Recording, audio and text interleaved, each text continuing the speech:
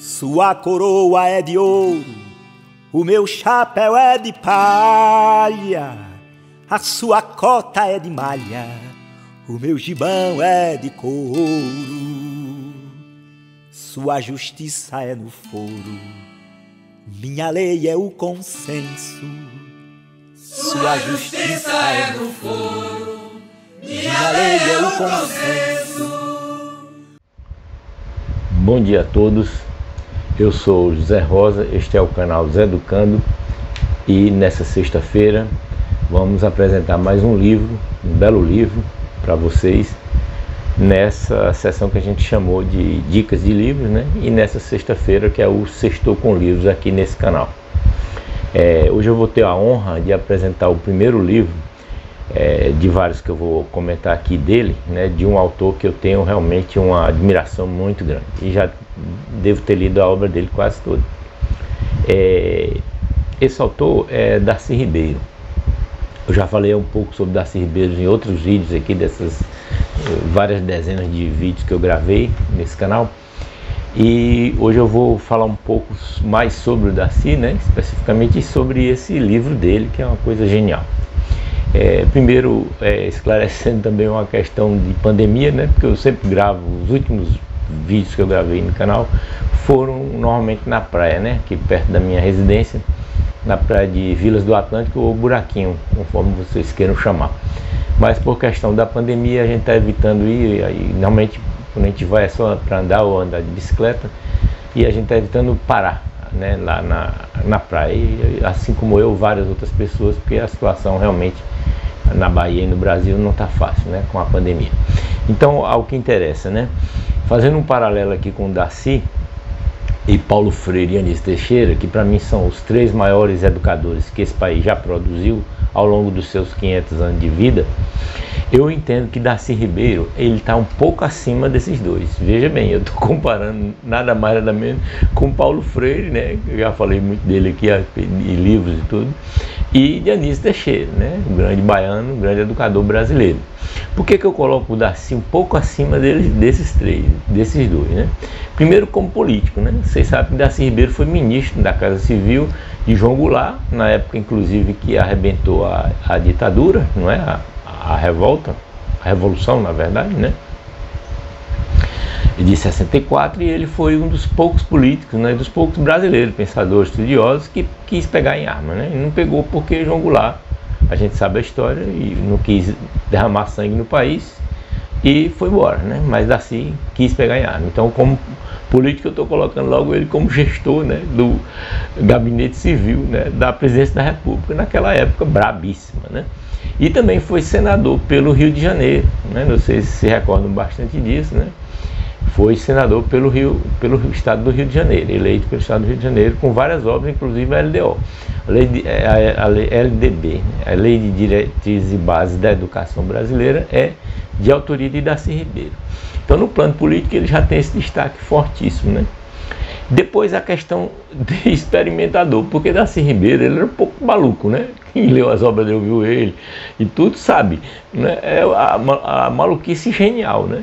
Então o que ele fez? Como etnólogo que ele era, sociólogo e também antropólogo, Darcy Ribeiro, principalmente sociólogo, né? Darcy Ribeiro, ele fez uma experiência prática. O que ele fez? Ele passou 10 anos, presta atenção, gente, 10 anos da vida dele no meio dos índios, vivendo como índio lá no Xingu. Quer dizer, e é óbvio, né, que nesses 10 anos aí, com o cunhadismo, né, que ele mesmo explicou para a gente várias vezes, né, essa filosofia de vida indígena, é certo que se for pesquisar, deve ter vários descendentes de Darcy Ribeiro lá, junto aos índios, porque ele namorou, ele se casou e tudo. Então, para que ele fez isso, gente? Ele fez isso para aprender, vivendo na prática, o modo de vida, né, a cultura indígena. Então, veja bem, eu não conheço outro pensador brasileiro, fora os Vilas Boas, né, que vivia com os índios e tudo, os irmãos Vilas Boas, ou talvez Rondon, um pouco assim, talvez ele, inclusive, Rondon era ídolo de Darcy Ribeiro, né. Eu não conheço outro pensador e escritor que fez isso na vida. Então, é um negócio a vida dele, a experiência do que ele escreve nos livros, é baseado em fatos reais, em prática, né? O que ele escreve é que ele viveu, Darcy Ribeiro viveu isso, né? Então isso é outra coisa, né? Que, assim, claro, Paulo Freire viveu também, educou pobres e tudo, a gente sabe disso, né? E teve também experiência política. Mas eu acho que Darcy ainda, nesse sentido, está um pouco acima. E aí, definitivamente, quando ele se destaca até desses dois, que eu estou fazendo uma comparação livre aqui minha, né, gente? Vocês me perdoem, essa liberdade que eu tenho no canal, é a questão do escritor, porque ele não é um escritor que escreveu O Povo Brasileiro, né? Um dos maiores livros já escritos na língua portuguesa e para o nosso país, né? Todo mundo que entrasse na escola, aprendesse a ler qualquer coisa, aprendia a ler a Bíblia, tinha que ler O Povo Brasileiro, gente, que é um livro básico de Darcy Ribeiro para explicar a nossa brasilidade, né? Então eu não estou falando nesse livro e várias dezenas de outros livros que ele escreveu, não é? Como sociólogo, né? Não, ou etnólogo, não estou falando disso, eu estou falando do Darcy agora como escritor romancista. Eu vou falar 3 livros aqui, citar, né? Porque foram os 3 que eu li, deve ter mais dele, né? Eu não li a obra toda dele. Então eu li O Mulo, li Maíra e li Utopia Selvagem, que é o objeto, né? Finalmente, depois desses 5 minutos, que eu vou falar um pouco brevemente sobre esse livro aqui, que é o objeto desse vídeo de hoje. Então veja bem, além de tudo, ele foi um excelente romancista. Desses 3 romances, o mais famoso é Maíra, né? A história da Índia e tal, é muito bonito, bacana, realmente é muito bom. Tem também O Mulo, que é uma fantasia muito interessante, que ele coloca crítica de costumes e tudo, e muita criatividade nesse livro, O Mulo também, que eu gostei muito. Só que esse terceiro é o que eu mais gostei, de romance, né? Então o livro justamente chama-se, como eu disse, Utopia Selvagem, tem um subtítulo, né? Saudades da Inocência Perdida, uma fábula. Então, ele nesse livro, gente, ele mostra toda a genialidade dele de escritor e de romancista. O livro não é comprido, não é grande, não. O livro tem 150 páginas, mais ou menos, né? A primeira edição dele foi em 1982, né? 1982. Então, ele narra a vida, né, a experiência e as aventuras de um negro chamado Pitum, que na verdade era um tenente do exército, primeiro tenente do exército brasileiro, que se envolveu na guerra da Guiana. Então a guerra lá no norte do país, né? E em determinado momento, vou contar rapidinho a história aqui, que não tem sentido ficar contando, eu estou aqui para mostrar para vocês como é interessante o livro, que vocês leiam. Então esse negro, né, o Pitum, que ele não chamava Pitum, né? O nome dele era outro, era um nome em português, né? Gasparino Carvalhal. Então esse tenente Gasparino Carvalhal, ele, em determinado momento, nessa guerra que ele estava envolvido lá na Guiana, apareceu uma nuvem branca, né? E ele entrou nessa nuvem, e do outro lado da nuvem ele estava numa ilha. Olha que coisa doida. E essa ilha era dominada pelas Amazonas, né? Que se chama as Icamiabas, né? As famosas Icamiabas. Então ele começa a viver no meio das Amazonas e ele é escravizado pelas Amazonas como reprodutor. No início do livro, eu não vou ler essa parte, porque para deixar para vocês ler, é aperitivo, né? Indicativo para você ler. Logo no início do livro, no primeiro capítulo, ele fala como é que ele foi depilado pelas Icamiabas, ou pelas Amazonas. Você morre de rir, você para de ler o livro para rir, você tem como é interessante, né? Então ele vive, né, no meio das Índias lá, né, das Amazonas, e vai pegando os costumes e aprendendo, né, a viver com as Amazonas. Depois de uma hora para outra chega 2 freiras lá na ilha, o Chá e a Tivi, são duas freiras brancas, né? Imagina 2 freiras no meio de uma confusão dessa, né?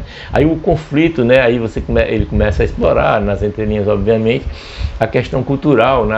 Os costumes dos brancos em contrapartida com dos índios, né? E o conflito com o cacique, chama o pajé, chama Cunhambebe, ele deu o nome de Cunhambebe, o famoso Cunhambebe de Antônio Torres, né? O cacique brasileiro gostava de comer mais holandês do que português, né, holandês. Ele deu nesse livro, a ficção, né, de Darcy Ribeiro, o nome de Cunhambebe é o pajé, né? Aí tem também o cacique da tribo e todo o envolvimento daquilo lá. E termina num apocalipse muito doido, o último capítulo, que você dá risada também, como é que ele consegue, né, fazer uma obra dessa, tão interessante, sabe? O Moacir Werneck Sodré, o Moacir Werneck de Castro, né, um grande também historiador brasileiro e tudo, ele fez a orelha do livro e ele termina assim de uma forma, como eu queria terminar também esse vídeo, de uma forma bastante interessante. Ele diz assim, ó: Daci já não se contenta com os eruditos expedientes da ciência social, ou seja, da sociologia, e no seu obstinado propósito de exaurir a realidade, apela para todas as mágicas possíveis da ficção. O resultado faz deste livro uma das obras mais apaixonadas e mais apaixonantes do nosso tempo brasileiro. Ele compara esse livro ao Macunaíma, para você ter ideia, né? O Moacir Werneck de Castro. Então, eu agradeço a atenção de vocês até aqui, né? Convido realmente vocês a lerem esse livro, que é muito bom, né? Por favor, comentem o que desejarem, curtam o vídeo, né? Coloque o sininho aí para receber as notificações e se inscrevam no canal quem não tiver inscrito ainda. Forte abraço.